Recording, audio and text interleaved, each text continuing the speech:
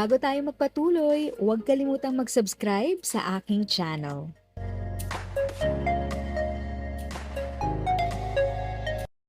Thank you sa pag-click ng aking video. Good day po sa lahat ng mga nanonood. Sa mga bagong viewers at napadaan lang, by the way, I'm Tita Eda. Welcome to my channel.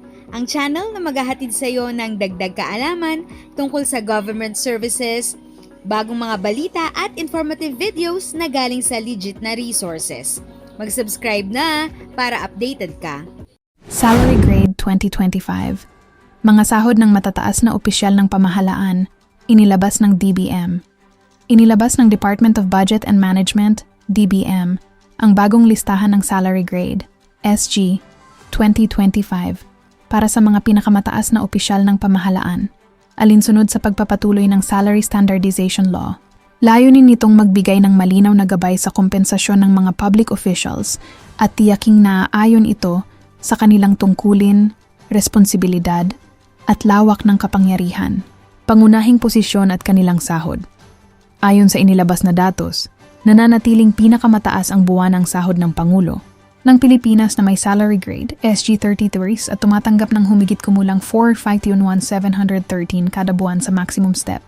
Kasunod nito ang pangalawang Pangulo, Senate President, at Speaker of the House of Representatives, pawang nasa SG32 na may maximum na 398,686 buwanang sahod. Mga mambabatas at matataas na opisyal ng ehekutibo parehong nasa SG31.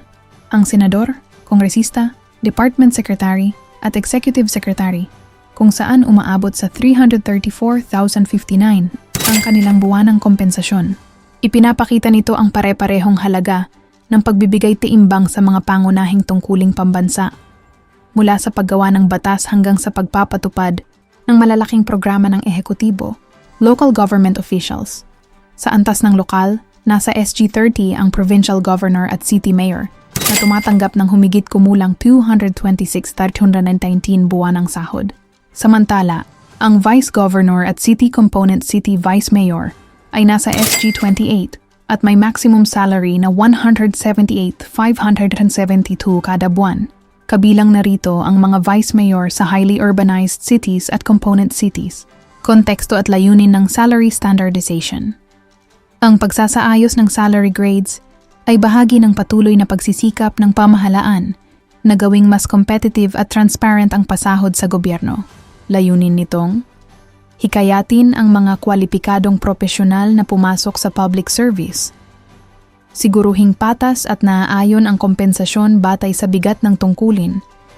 Tumaas ang kalidad ng pampublikong serbisyo at maitaguyod ang accountability sa paggamit ng pondo ng bayan. Ipinapakita rin ng updated salary structure ang pagsagot sa inflation, cost of living adjustments, at pangangailangang mapanatili ang competitiveness ng government workforce kumpara sa pribadong sektor. Mas malawak na epekto. Inaasahang makakaapekto ang bagong salary grade sa budget planning ng mga ahensya, lalo na't malaking bahagi ng pambansang budget ang napupunta sa personal services. Bagamat nakatuon ito sa matataas na opisyal, ang malinaw na paglalatag ng salary structure ay nagbibigay rin ng benchmark para sa kabuuang organisasyon ng public compensation system. If sa tingin mo, natulungan ka ng video ko na ito, nakasave ka sa oras mo, you can click yung thanks button at any amount ay malaking help sa pag-grow ng channel ko. Yun lang po muna ang aking update. Sana ay nakatulong na dagdag kaalaman ang aking shinare today. Ang goal ng aking channel ay mag-create ng awareness. Kung ganitong mga topic ang gusto mo, panoorin mo ang mga videos ko na ito.